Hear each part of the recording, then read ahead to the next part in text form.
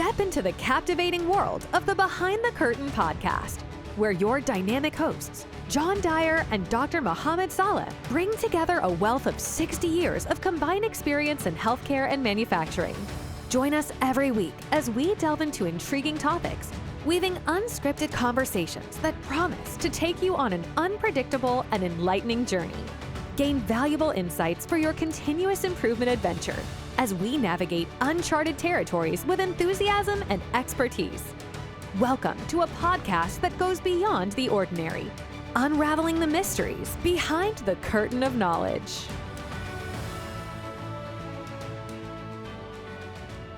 Hello, everyone, and welcome to another episode of Behind the Curtain. I'm your co-host, Mohamed Saleh, and with me is my other co-host, John Dyer. And today we're going to talk about the next domain of our conversations around organizational transformation. And we've used that term a lot in the prior episodes, and we've already visited the domain of leadership. We've visited the domain of culture. We've visited the domain of change. And now this is the first episode that we're visiting that last domain, which is the intrinsic factors of an organization. This episode is a two-part episode, and we're really going to focus in this conversation around the size of the organization. I get this question asked a lot. Does bigger mean a bigger impact, or is it just a bigger challenge? And does size matter? And so, what's your thoughts on that, John? Yeah, I've actually had the opportunity to work with a lot of really great companies in my career, all the way from a small mom and pop, one factory, 50 employee kind of a thing, all the way up to, a major corporation that had multiple plants, worldwide with, thousands of employees. And the dynamics are significantly different. And in fact, I would say that right now in today's environment, the best chance for lean to really take hold, and I mean, I'm talking about changing the culture, changing the leadership, changing the promotional criteria, all the things that we've discussed on this podcast in the past, tend to be more of the mom pop, single owner, kind of a structure, because once the owner gets on board, the rest of the organization kind of has to follow. Whereas in corporations, I mean, you're dealing with politics, you're dealing with changes, when a leader changes and a new leader comes on board, how that can change the whole dynamic of the organization. There's just so many more complexities. On the other hand, though, as we'll talk about, larger corporations have a much more ability to make things happen. They can free up resources and they can afford the cost much better than a mom and pop plant. So I'm really looking forward to this discussion because there's definitely pros and cons for both. Yeah, absolutely. And as we explored, there's many elements that are possibly part of our conversation today. And whatever we don't get to today, we'll do on our next episode. But let's visit the first one. The first one really is around how do in large organizations or in small organizations, because I've dealt with both. And people have preferences. And sometimes you'll see people say, what, I only work with X because the way they were able to redesign their operating system was around X. X could be small, X could be big, X could be medium. But one of the reasons they say things like that is how scale often magnifies complexity. And so the first part of that conversation that I want to kind of dive into, scale magnifying complexity, is large organizations. Let's just pick one for an example. Large organizations have multiple layers of hierarchy, making it very complex. They have a lot of diverse subcultures within it, making it hard to have a unified culture. It has a lot of siloed departments that don't talk with one another, often with competing priorities in large organizations.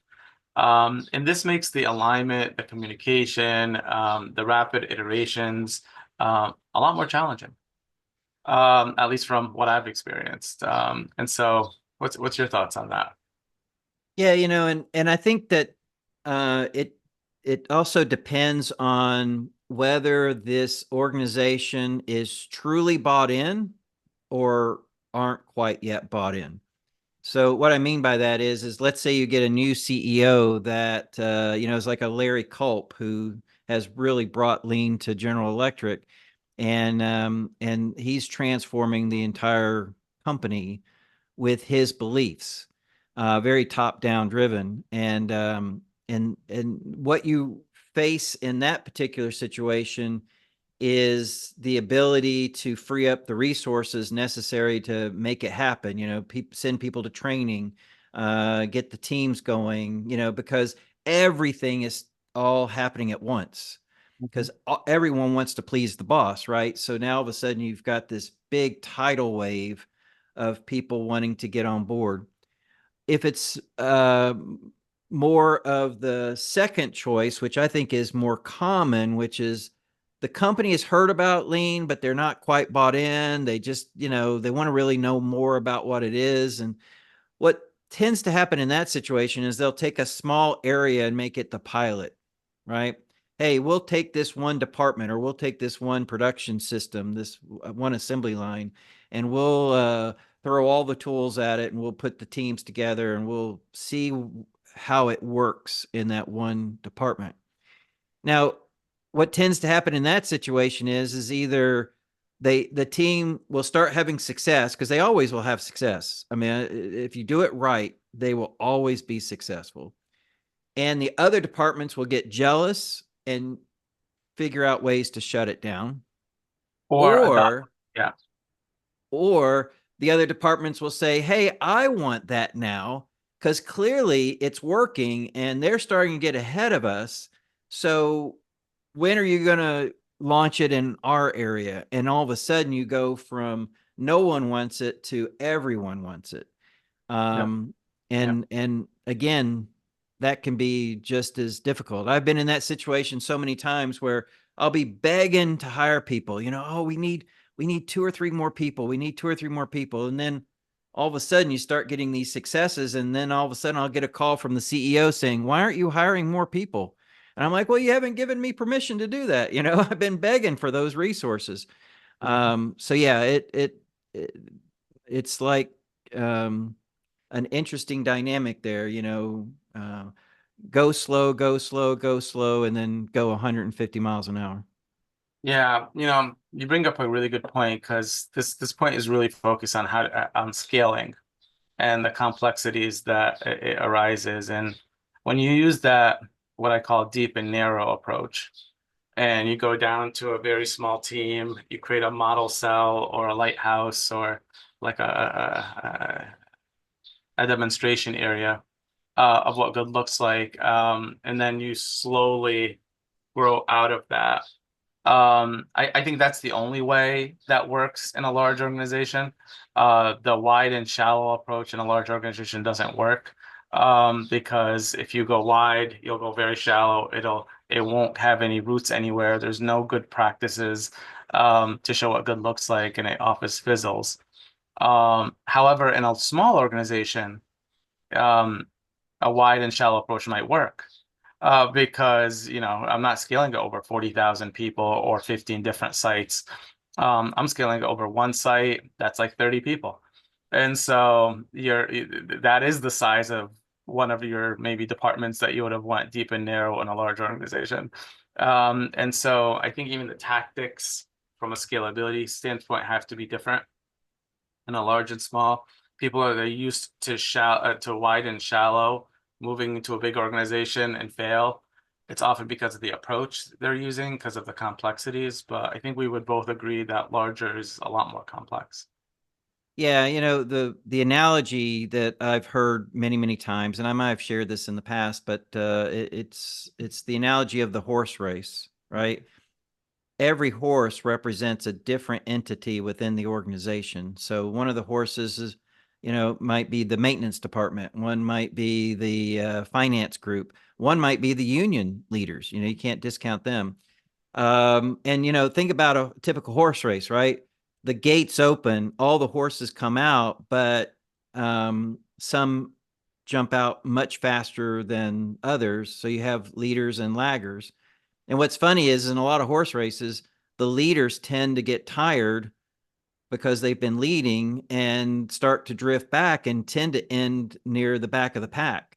Yep. Whereas the horses that more conserve their energy tend to ultimately win the race. But in a lean implementation, the objective is to have all the horses cross the finish line at the same time. And that's the rub. And with a large company, there are many, many more horses than with a smaller company. And the reason why that's so important, right, is think about it. When a horse does get way out in front, so if you are that first mover, that pilot area, and you've really made a lot of progress, you're going to start getting frustrated that the rest of the organization's not catching up to you. Yep. And you're going to get tired and you're going to start drifting back. And before you know it, you're in the back of the pack. Whereas if you're in a horse that is really trailing, if you get to the point where you think there's no way to catch up with the rest of the group, then you're just going to give up. And it's like, okay, well, why even bother? So I'm not even going to participate anymore. That's a good point. That's a really good point. So it's yeah, how do you keep all the horses grouped together? And that's a real challenge. It's like, so you have to constantly be communicating with all the other groups, all the other horses, constantly encouraging them, constantly helping them understand when it's going to be their turn to get the focus and the resources. So and don't forget the areas that you've already done or you've already worked on, because like I said, they're going to get hungry for more. Hey, we've come up with some more ideas. When are we going to get a chance to do another Kaizen event? We did one 3 months ago. We're ready to do another one. Well, okay. We got to figure out how to balance all that. It's a real challenge. Yeah, you bring up a really good point, which kind of takes us to another key point here. So the first one is really focusing our attention on this, how we scale in a large organization versus a small one. But the second one comes down to decision-making speed and bureaucracy, or what I would like to call it, the immune system of the current state. And the immune system of the current state, and I experience this because most of the organizations I help are usually large organizations. I feel this every time, but I'm going to go back to something that you just said. That first horse, the model cell, is now intentionally left up front so that others could follow and see what good looks like. Well, there is a point where now there's a hybrid organization where there's these guys and these guys, the ones that haven't yet and the ones that have. And often I find the immune system of the organization, usually people that are scorekeepers in the organization, I like to call them that, they start poking at the successes of the horse that's leading. And they ask you, like, what policy allowed you to do this, and why are you doing this, and why are you varying from this, and they start treating this pilot as a variable in their structure, that they are trying now to pull back that horse so they could all run together. Or they want to kill the horse. Or they want to kill the horse. Right. If they're jealous, and they don't want to change, or they don't support the direction of where lean is going, again, for a lot of the reasons we've discussed in the past, right? Hey, all of a sudden I'm not the hero, I'm not the firefighter hero anymore, or the spotlight's not on me anymore, it's on the teams. Then I'm going to say, all right, how do we start throwing stones at that pilot area to make everybody realize that this is ridiculous? Correct. And so or if you are in a large organization and you are in the group that's that model cell, you are going to be attacked. The immune system won't leave you alone because you're a threat to the current state, and anyone that's a threat to the status quo is often is usually considered a virus almost. And so I find in large organizations the approval bottlenecks and the bureaucracy that often comes with it to enable and allow for this model cell to be the new way rather than be an opposer to it takes a lot of effort. Takes a lot of effort. Absolutely. And a lot of support. Because again, think about it, right? The whole point of all this is to do the scientific method and plan, do, check, act, right? Which by its very nature indicates that there are going to be failures, right? The team's going to have an idea. They're going to try it out, plan, do. They're going to see if it gives you the results, check, and then decide whether it really worked or not. And if not, go back to plan and try something else. I mean, that's the whole point, right? Well, that means there's going to be failures. So yes, if you have other departments that are led by people who become easily, jealous of that success, well, all they have to do is magnify those failures over and over again. Can you believe that pilot area that we thought was going to be so great had this failure? Oh my goodness. I'm really surprised no one didn't get hurt, those kind of comments. And that'll get to the team members. And before long, they'll be like, fear starts to creep in, and it'll be like, well, maybe we shouldn't be doing this anymore. Yep, it's not worth it. Yep. Yeah, Yep. I've seen that happen. It's really sad. Yeah, and I'm not saying that bigger is bad. I'm just saying that it comes with that bureaucracy challenge, because in a small organization, I've done practices of like 30 or 40 clinicians, and I've done manufacturing companies that are like 80 people or something like that. And those little small ones, the GM is so close to the value stream. And so when you want to make a decision, him and his or her and the entire leadership team are all there. And so like decisions are like that, and often it's one or two value streams, and it's not this array of ones, and so I have found that decisions get made faster. There's a lot more speed in that decision making and a lot less bureaucracy, and the layers are much less. Yeah. And that, because you got to think, the more layers there are, all it takes is for one weak link in that chain from the teams to the CEO to cause the chain to break, right? And I've seen that happen many times where like the plant manager is 100% on board and they're really driving it and really, but their boss, the general manager, or their boss's boss, the vice president, isn't on board. And then I've had this happen several times where a plant will get so excited by their progress and then go in front of the vice president with a big presentation of, look at all the great things we've done with lean and teams and improvement. And the VP be like, yeah, this is just a bunch of smoke and mirrors. I don't believe any of these numbers. This is ridiculous. I'm shutting it down. Yeah. And then the whole thing falls apart. Yeah, that actually, we're kind of are into that third point now, where we're talking about the distance from the Gemba. And the more layers you have, the more removed you are from reality. And so, like you said, all it needs is that one weak link. I often call it like the Gemba gap, where the top is hearing a narrative that's very different than reality.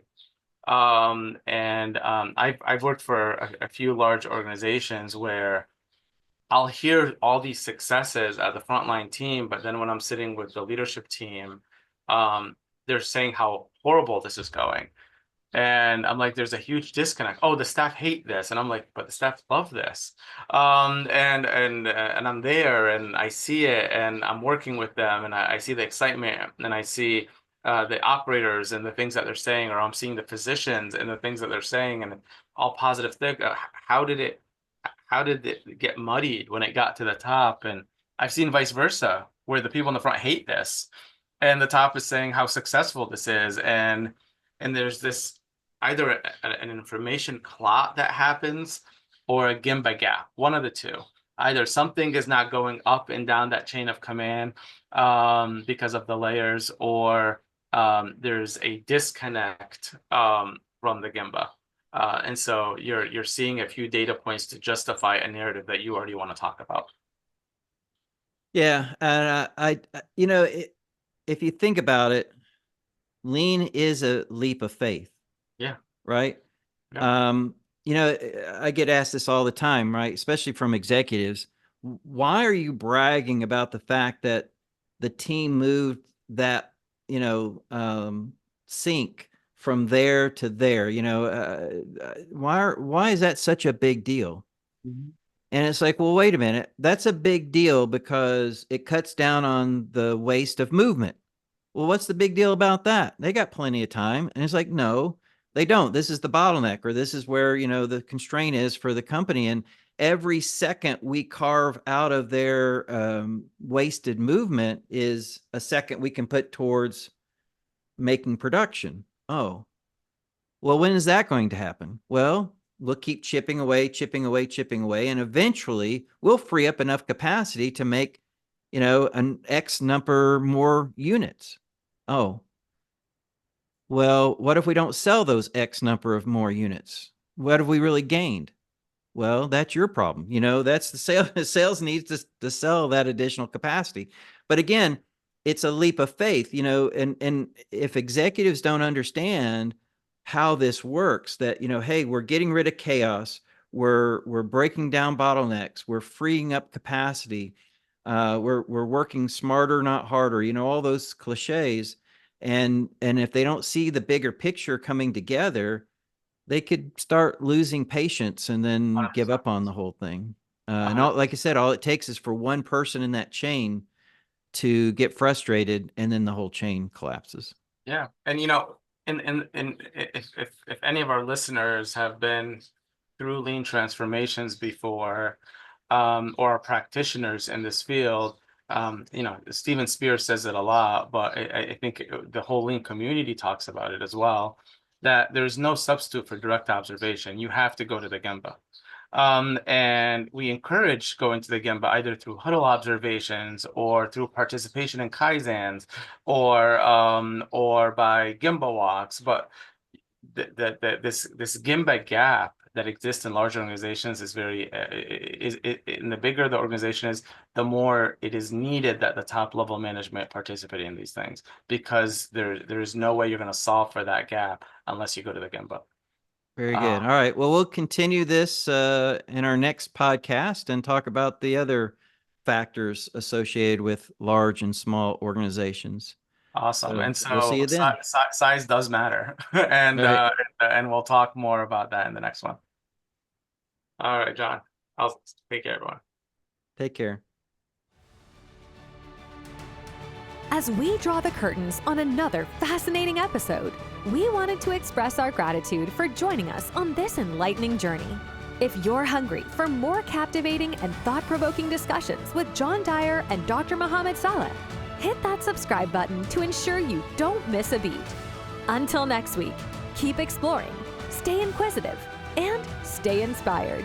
See you on the next Behind the Curtain adventure.